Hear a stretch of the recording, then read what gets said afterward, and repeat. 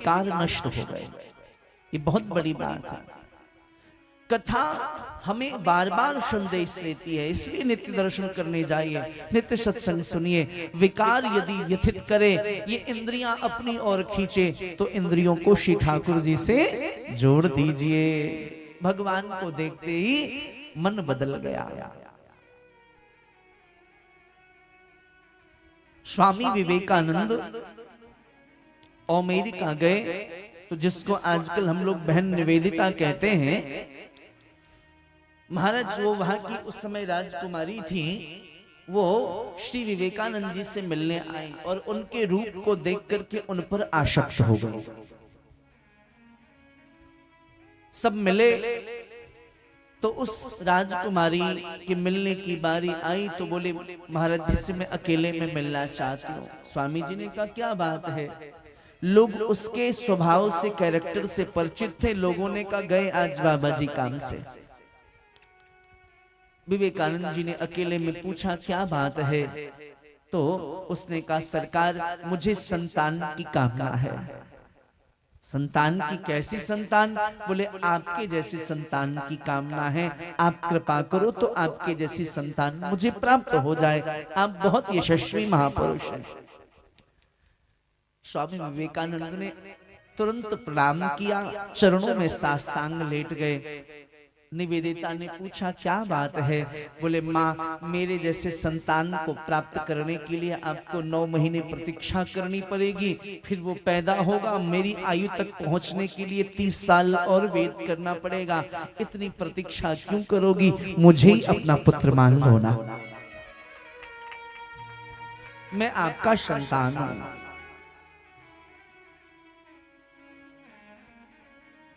और पुत्र मानना है तो उस परमात्मा को मानो ना। मेरे जैसे 1 लाख उस पर न्योछावर हैं। जिसकी रचना इतनी सुंदर, वो कितना सुंदर होगा।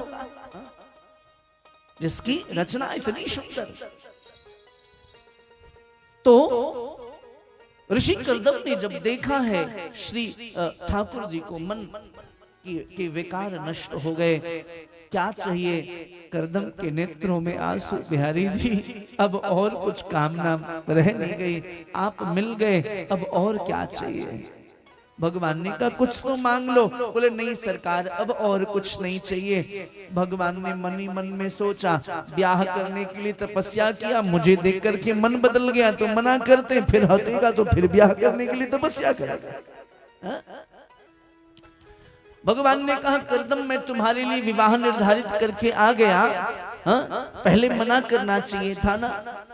ऋषि कर्दम ने कहा आप कहते हो तो विवाह कर लूंगा, लेकिन एक शर्त है।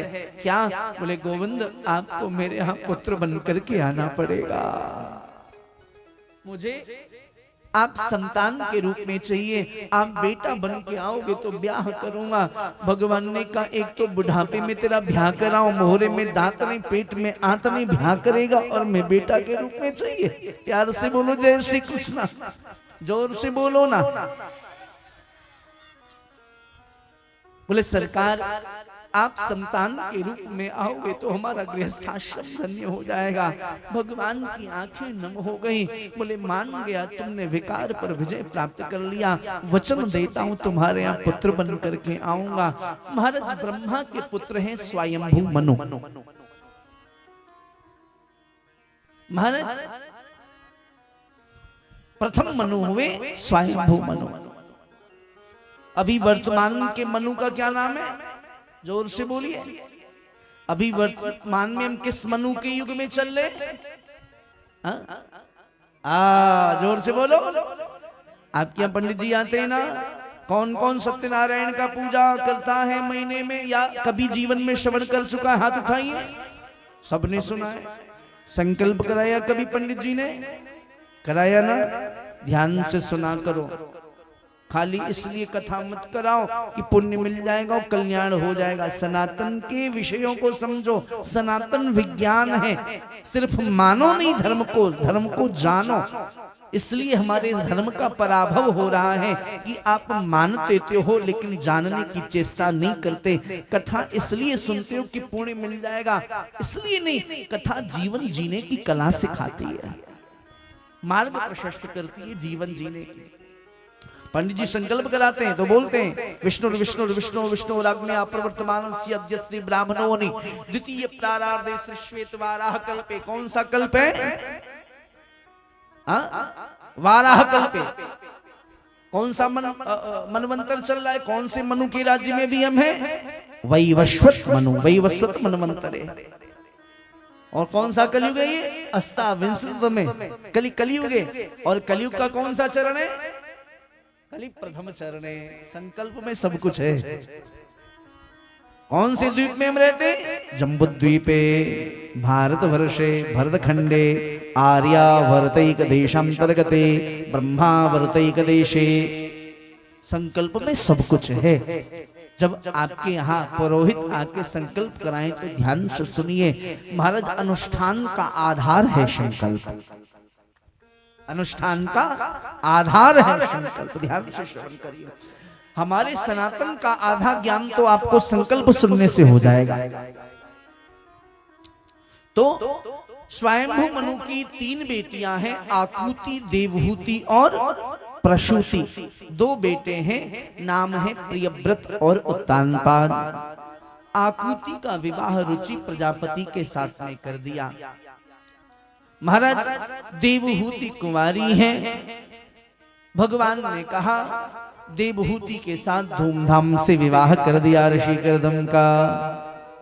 देवहूति चल करके ऋषि करदम के यहाँ विवाह के पश्चात, ध्यान से श्रवण करना, विवाह करके ऋषि करदम के यहाँ पर कृपा पूर्वक पधारी। जैसे पर्णकुटी में प्रवेश किया, नेत्रों से अश्रु की धारा बह चली। दुख के नहीं सुख के, इतना बड़ा तपस्वी मुझे पति के रूप में प्राप्त हो गया। विवाह जन्म मरणम च यदा यत्र भविष्यति, ये पूर्व निर्धारित है। इतना बड़ा तपस्वी पति के रूप में प्राप्त हुआ। कोई और नारी होती तो मूड फोड़ लेती, कहां ब्याह कराई दिया मेरा, झोपड़े में रहना पड़ेगा। लेकिन प्रसन्न होकर के अश्रु की धारा, आहा ऐसा तपस्वी महापुरुष पति के रूप में मिला। अंदर में गए, देखा महाराज उसी कक्ष में सांप भी रहता है, झोपड़ी में चूहे भी रहते हैं, बिल्ली भी रहती है, सब रहते हैं, पर कोई किसी को डिस्टर्ब नहीं करता। बाहर निकल के देखा तो गाय शेर हिरण सब एक साथ पानी पी रहे हैं। यह क्या है? बोले ये तप का परिणाम है, सब सहिष्णु हो गए हैं, वैर भाव समाप्त हो गया। तप से क्या नहीं होता। महादेव के परिवार को देखिए ना, तप का परिणाम, साधना का परिणाम। महादेव की सवारी क्या है? वृषभ, बैल। और भगवती पार्वती की सवारी, जोर से बोलो, सिंह, शेर। अब बताओ शेर और वृषभ अर्थात बैल एक साथ रह सकते हैं क्या? शेर और बैल रख दीजिए, शेर और बैल ऊपर रख दीजिए।